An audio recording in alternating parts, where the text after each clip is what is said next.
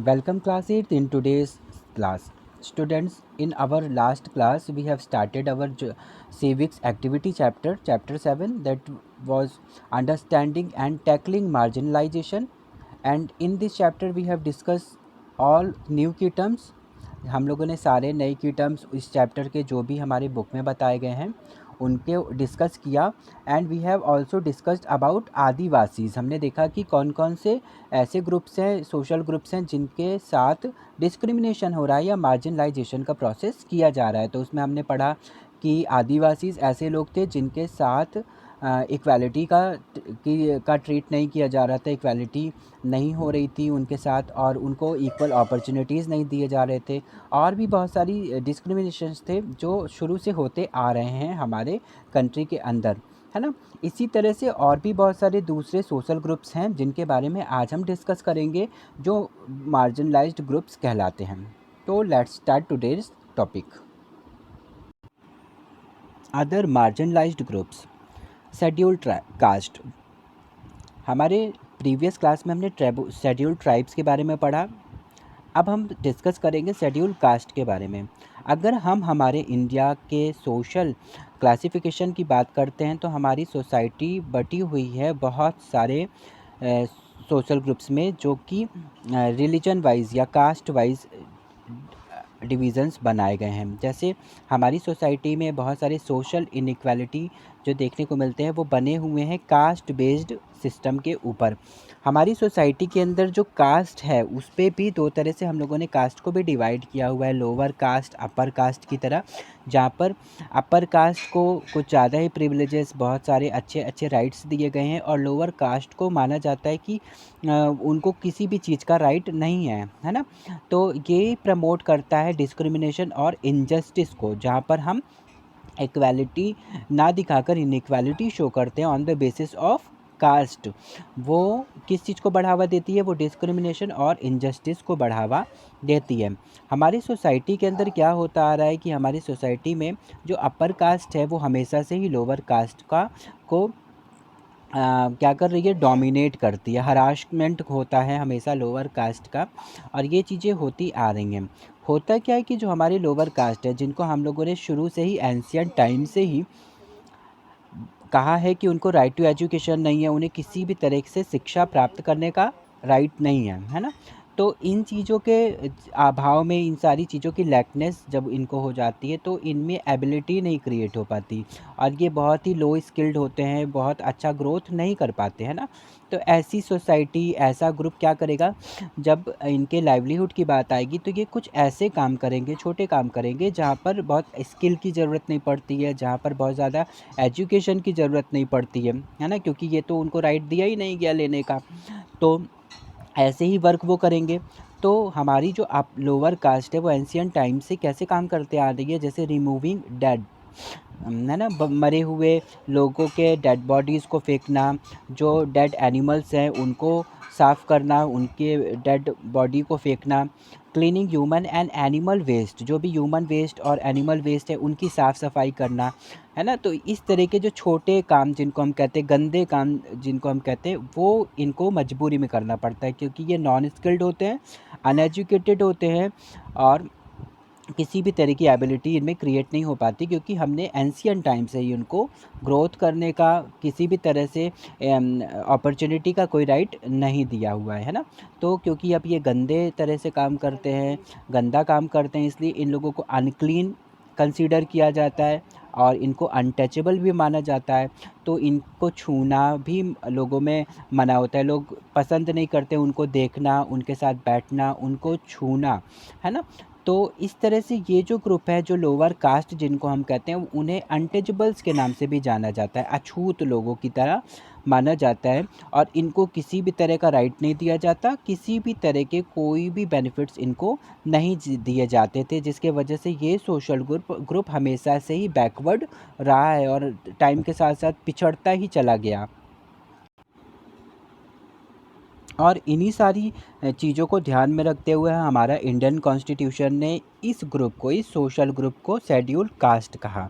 Untouchable कह के नहीं बुलाया, अछूत कह के नहीं बुलाया, बल्कि इन्होंने, हमारे इंडियन कॉन्स्टिट्यूशन ने इन्हें क्या कह के बुलाया? शेड्यूल कास्ट कह के बुलाया। जबकि आदिवासी इसको क्या कहा था? शेड्यूल ट्राइब्स, है ना। तो शेड्यूल कास्ट कह के इनको बताया गया, इनको ये इसी नाम से संबोधित किया गया। और इस सोशल ग्रुप को जब पाया गया, क्योंकि हमारा इंडियन कॉन्स्टिट्यूशन इक्वालिटी की फ़िलॉसफी पे वर्क करता है ना, इक्वालिटी को प्रमोट करने की बात यहाँ की जाती है। और इक्वालिटी का मतलब कि हर तरह के जो भी सोशल ग्रुप्स हैं उनको इक्वल ट्रीट किया जाएगा, है ना। जबकि इक्वल ट्रीट नहीं किया जा रहा है यहाँ पर। शेड्यूल कास्ट और शेड्यूल ट्राइब्स जैसे ग्रुप्स में बटे होने की वजह से इनको हर अच्छी चीज़ से अलग रखा जाता है ना। तो इनके इंटरेस्ट को सेव करने के लिए, इनका डेवलपमेंट करने के लिए, इनका ग्रोथ करने के लिए हमारे इंडियन कॉन्स्टिट्यूशन ने कुछ प्रोविज़न्स बनाए हैं, जिनके बारे में हम आगे डिस्कस भी करेंगे अभी, कि वो कौन कौन से मेजर्स हैं, वो कौन कौन से वो प्लान्स हैं, पॉलिसीज़ हैं, जिनके थ्रू शेड्यूल कास्ट को अपलिफ्टमेंट करने के लिए वर्क किया गया है इंडियन कॉन्स्टिट्यूशन के द्वारा। ठीक है। तो एक तो हो गया हमारे कौन कौन से ग्रुप्स हो गए, एक तो हो गया हमारा शेड्यूल ट्राइब, सेकंड हो गया शेड्यूल कास्ट, और अभी हम बात करेंगे तीसरा ग्रुप जो कि मार्जिनलाइज्ड रहता है, और वो है विमेन एंड चिल्ड्रन।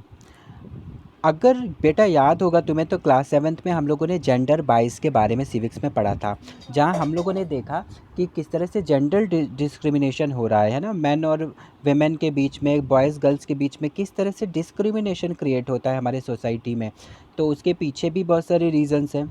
उसी तरह से यहाँ पर हम बात कर रहे हैं, क्योंकि डिस्क्रिमिनेशन के बारे में ही हम डिस्कस, और यहाँ पर विमेन के साथ भी डिस्क्रिमिनेशन हो रहा है ना।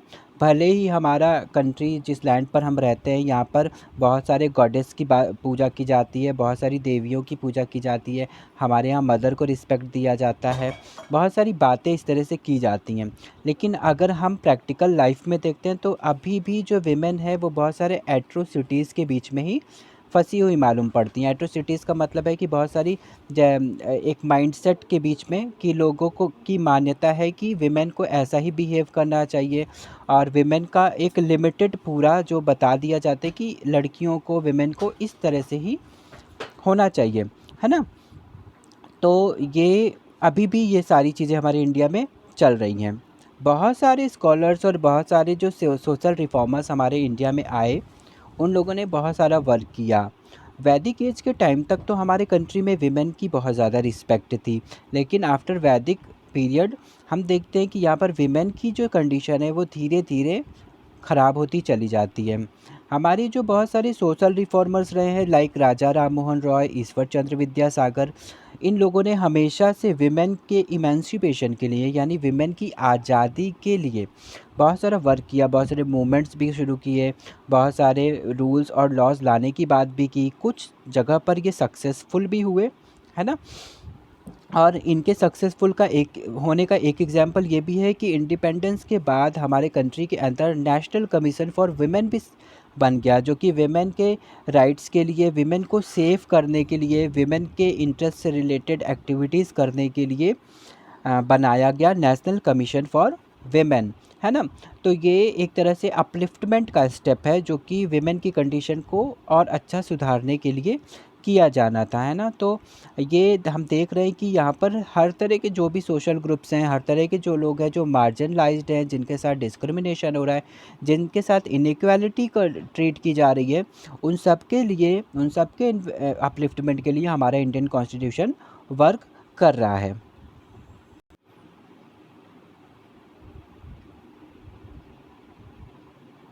इसी तरह से हमारे सोसाइटी के अंदर चिल्ड्रन भी अनसेफ है ना। बच्चों की भी बात हम अगर करते हैं, तो यहाँ पर बहुत सारे ऐसे चाइल्ड हैं, बहुत सारे ऐसे बच्चे हैं जो अभी भी बहुत सारी प्रॉब्लम्स को फेस कर रहे हैं, और उनको अपलिफ्ट करने के लिए, उनको राइट्स देने के लिए और उनका डेवलपमेंट के लिए भी हमारी इंडियन गवर्नमेंट काम करती है। जैसे हम अगर देखते हैं सोसाइटी में, तो बहुत सारे बच्चे ऐसे हैं जो मॉल नरिश्ड हैं, है ना, बहुत ज़्यादा कुपोषित हैं, वीकनेसेस हैं, जिनमें प्रॉपर अमाउंट में न्यूट्रिएंट्स वाले फूड की कमी है और उनके बॉडी ऑर्गन्स बहुत अच्छे से काम नहीं करते, इंटरनल और एक्सटर्नल दोनों तरीके से बहुत सारी वीकनेसेस हैं ना, फिज़िकली और मेंटली वीक हैं।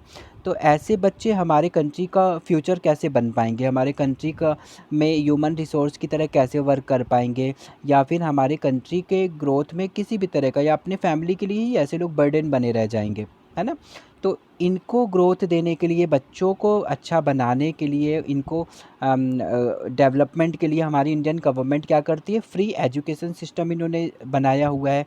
इसके अलावा बहुत सारे ऐसे भी स्टेप्स उठाई जा रहे हैं जहाँ पर बच्चों में कुपोषण को ख़त्म करने के लिए, मॉल नरिशमेंट को ख़त्म करने के लिए भी वर्क किया जा रहा है। तो हमारी इंडियन गवर्नमेंट बहुत सारी स्ट्रैटेजीज़ बना रही है, बहुत सारी प्लानिंग कर रही है, जो हेल्प कर रहा है किसी भी तरह के जो मार्जिनलाइज्ड लोग हैं, जिनका भी डेवलपमेंट अभी तक नहीं हो पा रहा था, उनको किस तरीके से डेवलप्ड किया जाए, उसके लिए, उसको लेकर बहुत सारे स्टेप्स हमारी इंडियन गवर्नमेंट कर रही है। और हमारे इंडियन कॉन्स्टिट्यूशन ने इस तरह के लोगों के लिए, जो बहुत पिछड़े हुए हैं और सोसाइटी के अंदर जो बहुत ज़्यादा अच्छे से डेवलप्ड नहीं हो पाए हैं, जिनका ग्रोथ नहीं हो पाया है, उनके लिए कुछ विशेष तरह के स्टेप्स भी लेने की बात हमारे इंडियन कॉन्स्टिट्यूशन करता है।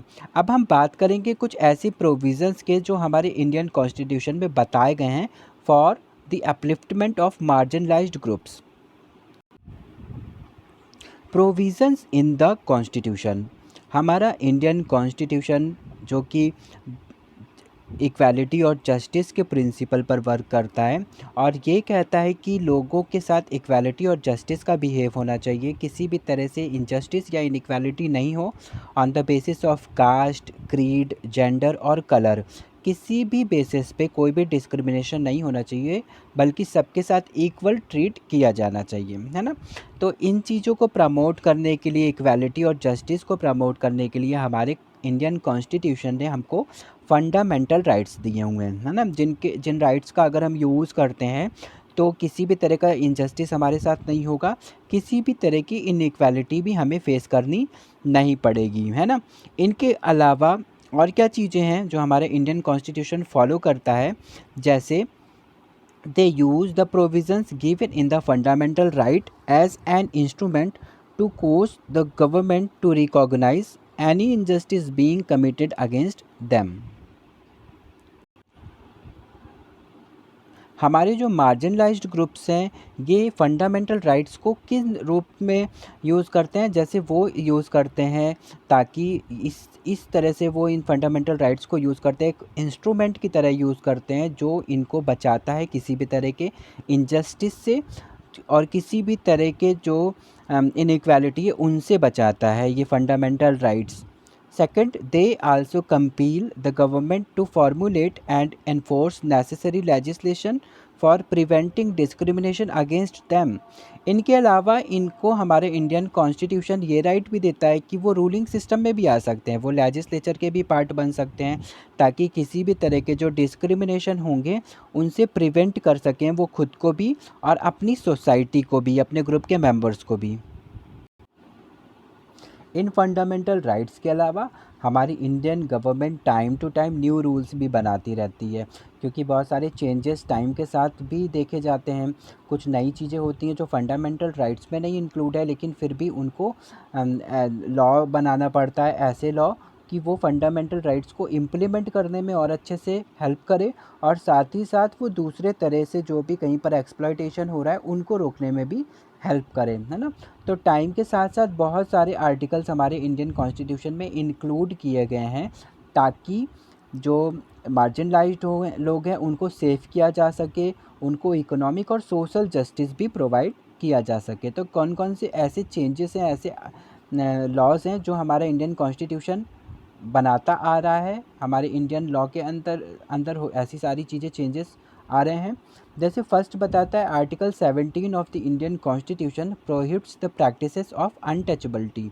हमारा आर्टिकल 17 इंडियन कॉन्स्टिट्यूशन का जो कि मना करता है, रोक लगाता है अनटचेबिलिटी को फॉलो करने में। अनटचेबिलिटी जब हम फॉलो करते हैं तो हम एक तरह से डिस्क्रिमिनेशन क्रिएट कर रहे हैं ना, किसी को डिसरिस्पेक्ट कर रहे हैं, उसका अपमान कर रहे हैं, एक गैप क्रिएट कर रहे हैं उनके बीच और अपने बीच में, है ना। तो जो कि क्या क्रिएट करता है, जो कहीं ना कहीं अनफेयर दिखाई देता है ना, अनफेयर एक्सपीरियंस हो रहा है उस टाइम पर। तो आर्टिकल 17 के थ्रू ये लॉ बताया गया है कि कोई भी पर्सन अनटचबिलिटी को फॉलो नहीं करेगा, बल्कि वो किसी भी तरह से कास्ट वाइज जो भी अपर कास्ट और लोअर कास्ट को देखते हुए जिस भी तरह का हम बिहेवियर करते आ रहे थे पास्ट में, उन चीज़ों को फॉलो नहीं करेंगे, बल्कि शेड्यूल कास्ट के लोगों का, यानी जिन्हें हम अनटचेबल्स कहते थे, उनके साथ भी हम इक्वालिटी का ट्रीट करेंगे। और अगर हम उनको अनटचेबल कर मानते हैं और उनके साथ अच्छा व्यवहार नहीं करते हैं, तो आर्टिकल 17 के अंतर्गत हम दोषी माने जाएंगे और हमें उसके लिए पनिशमेंट भी दी जा सकती है। सेकंड, यहाँ पर आर्टिकल 15 की भी बात की जाती है। आर्टिकल 15 जो है वो ये बताता है कि कोई भी पर्सन डिस्क्रिमिनेटेड नहीं होना चाहिए। किन किन ग्राउंड्स पर? On the basis of caste, gender, race, religion और प्लेस ऑफ बर्थ। हम जनरली जब डिस्क्रिमिनेशन करते हैं, भेदभाव करते हैं, तो बहुत सारे रीज़न्स की वजह से करते हैं। कई बार हम उसकी कास्ट को देखकर हम उसके साथ बहुत अच्छा व्यवहार नहीं करते कि वो लोअर कास्ट है। कई बार हम जेंडर वाइज़ कि अरे ये तो लड़की है, अरे ये तो इस तरह की मतलब पर्सन है ना। तो जेंडर को देखते हुए भी कई बार हम लोग सोसाइटी में बॉयज़ और गर्ल्स के बीच में भी डिफरेंस देखने को पाते हैं। रेसेस के बेसिस पे, रेस का मतलब होता है कि जैसे हम हो गए इंडियंस, तो हम इंडियन रेस के हैं, है ना। इंडियन, हमारा रेस क्या होगा? इंडियन है। और यहाँ पर अगर कोई साउथ अफ्रीकन आ जाता है तो उसका रेस क्या होगा? South African. तो हम उस बेसिस पे भी उसके साथ डिफरेंस नहीं क्रिएट कर सकते हैं, है ना। हमें फिर भी उनका भी रिस्पेक्ट करना होगा। अगर वो हमारे कंट्री के सिटीजन है ना, सिटीजनशिप अगर उन्होंने ले ली है, तो फिर वो पर्सन भी हमारे ही बराबर वैल्यू रखेगा। तो किसी को हम रेस के बेसिस पे भी डिस्क्रिमिनेशन नहीं क्रिएट कर सकते। रिलीजन यानी धर्म के आधार पर हिंदू, मुस्लिम, क्रिश्चियन, सिख, इस तरह का जो डिस्क्रिमिनेशन हमारे बीच में होता आ रहा है, उनके बेसिस पे भी हम ये सारी चीज़ें नहीं करेंगे। आर्टिकल 15 इस चीज़ को की इजाज़त नहीं देता है। और इसके अलावा प्लेस ऑफ बर्थ या अदर जो भी ग्राउंड्स हैं, उनके बेसिस पे भी हम किसी भी तरह का भेदभाव नहीं कर सकते, ऐसा आर्टिकल 15 कहता है। लेकिन अगर कोई पर्सन ऐसा करता है तो उसको क्या किया जाएगा? उसको कॉन्स्टिट्यूशन के इस प्रोविज़न के अकॉर्डिंग पनिशमेंट दी जा सकती है। क्लियर?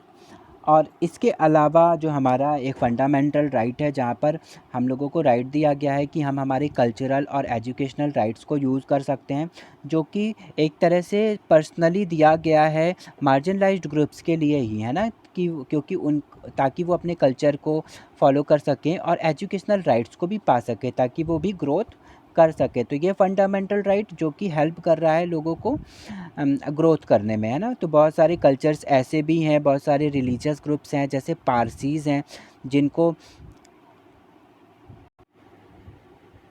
हमारे इंडिया में पाया भी गया है कि वो इसी राइट का यूज़ करते हुए कैसे अपने ट्रेडिशन को और कल्चर को इन्होंने मेंटेन करा हुआ है ना। तो ये जो राइट है हमारा फंडामेंटल राइट, जो ये हमारा है, जहाँ पर हम हमारे कल्चरल और एजुकेशनल राइट को यूज़ कर सकते हैं, ये भी काफ़ी हेल्पफुल है हमारे लिए मार्जिनलाइज्ड ग्रुप के अपलिफ्टमेंट के लिए। साथ ही साथ हमारा इंडियन कॉन्स्टिट्यूशन हमारे सभी सिटीजन्स को, स्पेशली विमेन और चिल्ड्रन को भी प्रोटेक्ट करता है कि ताकि उनका कोई भी तरह का एक्सप्लॉयटेशन ना हो पाए, उनके साथ किसी भी तरह का फोर्स लेबरिंग ना हो। फोर्स लेबरिंग का मतलब होता है कि जबरन किसी तरह से काम कराना, फोर्सफुली किसी भी तरह से काम कराना, है ना। तो वो सारी चीज़ें भी नहीं की जा सकती। हमारे इंडियन कॉन्स्टिट्यूशन इन सारी चीज़ों पर रोक लगाता है।